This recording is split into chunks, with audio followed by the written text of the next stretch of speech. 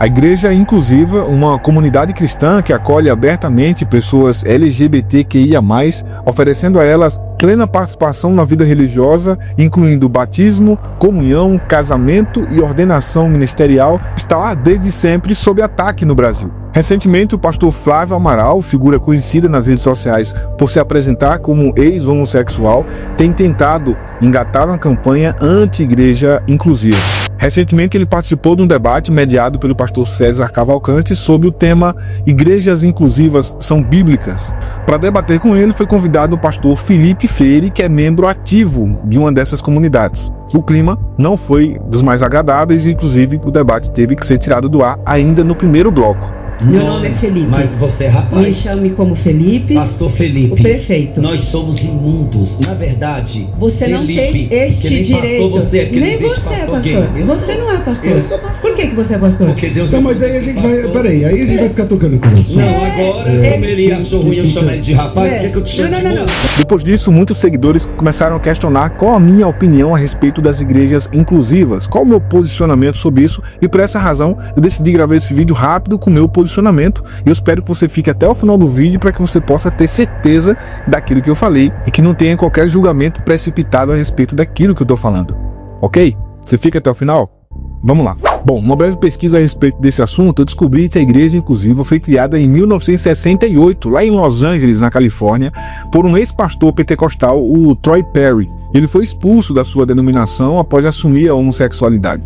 Após sofrer rejeição e até tentativas de suicídio, o pastor Troy Perry decidiu criar um espaço onde a fé cristã e a identidade LGBTQIA+, pudessem coexistir com dignidade.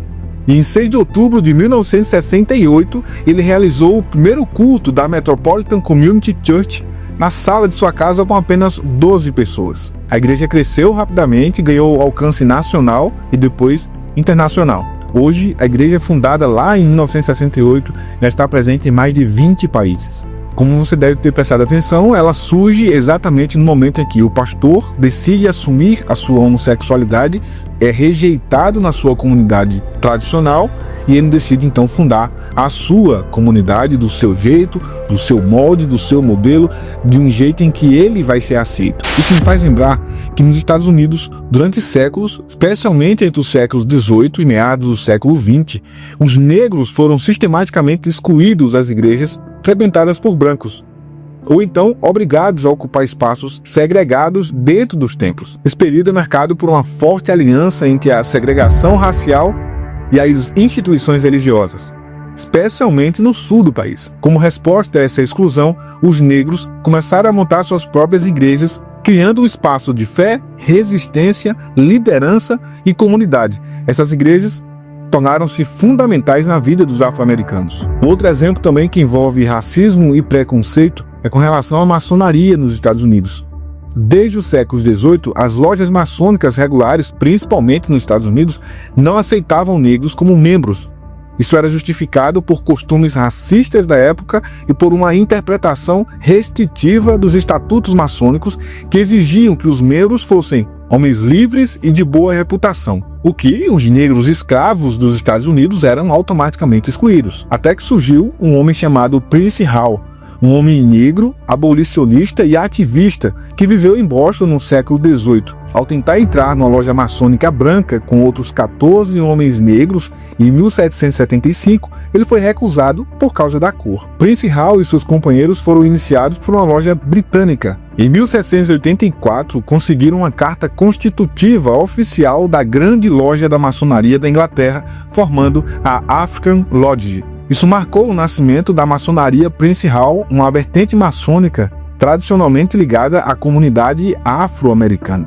Eu trouxe esses dois exemplos da igreja para brancos nos Estados Unidos, que forçou uma comunidade inteira a montar a sua própria igreja, o seu próprio modelo de igreja, assim como também uma comunidade de homens livres, pensadores que queriam fazer parte da maçonaria que era branca e, como não foi aceito, foram obrigados a montar o seu modelo de maçonaria e assim então criar a sua própria comunidade dentro daquelas regras que eles estabeleceram.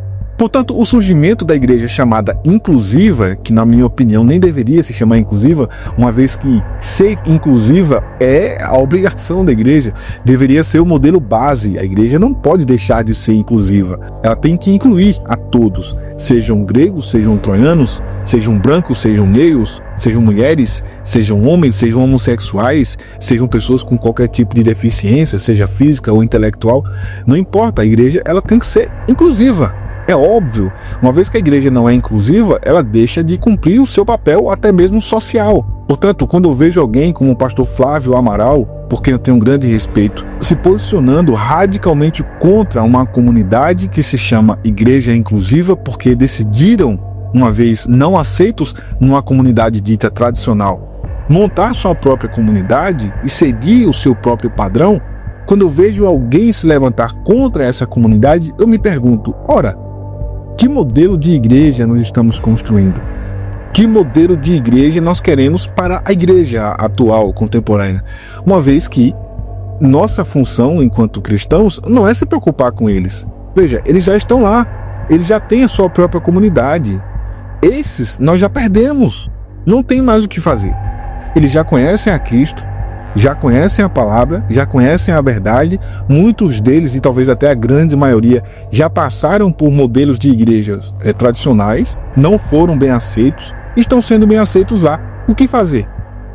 Pregar para eles? Por que pregar para alguém que está em uma igreja inclusiva? Tratá-los como alguém que não conhece a verdade? Seria burrice da nossa parte. Portanto, o nosso caminho é pregar o evangelho para aqueles que não conhecem a palavra ainda. O homossexual que está numa igreja inclusiva, ele já está ouvindo o evangelho do jeito que ele quer, aos moldes dele. Porque na igreja que deveria ser inclusiva, ele não foi incluído. A igreja que deveria abraçá-lo, não abraçou. Tratou com preconceito e com discriminação. Portanto, quando eu vejo alguém querendo travar uma verdadeira batalha, uma verdadeira guerra contra as igrejas inclusivas, eu me pergunto qual o propósito dessa pessoa. O que ela quer com isso? Por que ela não vai pregar o evangelho a quem ainda não ouviu o evangelho? Por que não vai pregar o evangelho para quem de fato ainda não conhece a Cristo? E se por alguma razão você não compreendeu ainda a minha opinião a respeito da igreja inclusiva, assista o vídeo novamente para você entender que, na minha opinião, a igreja inclusiva é formada por pessoas que precisam ser tratadas com o máximo de respeito e dignidade, e que o fato dessas pessoas não seguirem um modelo tradicional de igreja como eu sigo, como você segue, não tem problema, não tem importância. Cada um segue o seu modelo de igreja e, portanto, façamos uma meia-culpa para entender que só existe a igreja inclusiva para a comunidade LGBT porque a igreja tradicional decidiu não abraçá-los. E quando você tiver em dúvida sobre o que é isso, por quê, como assim a gente não quis abraçá-los, lembre de como nossos irmãos americanos brancos tratavam os nossos irmãos americanos negros, a ponto deles serem forçados a montar sua própria igreja. A igreja ela tem um papel de acolher, ela tem um papel de receber. E uma vez que ela não cumpre esse papel, se essa pessoa ela quer ser aceita em uma comunidade e essa comunidade a qual ela não foi aceita, ela vai fazer o quê? Ela vai criar sua própria comunidade, e isso a gente já acabou de provar para você historicamente como que funciona. Então comenta aqui embaixo qual a sua opinião a respeito disso. Você é contra que exista uma comunidade só para homossexuais, assim como existem comunidades só para negros nos Estados Unidos, igrejas evangélicas, né, só para negros, por exemplo? E o que você acha de pessoas que atacam essas comunidades e querem a todo custo implantar nelas o seu modelo de igreja? Comenta aqui embaixo, eu quero ler e eu vou responder cada um dos comentários.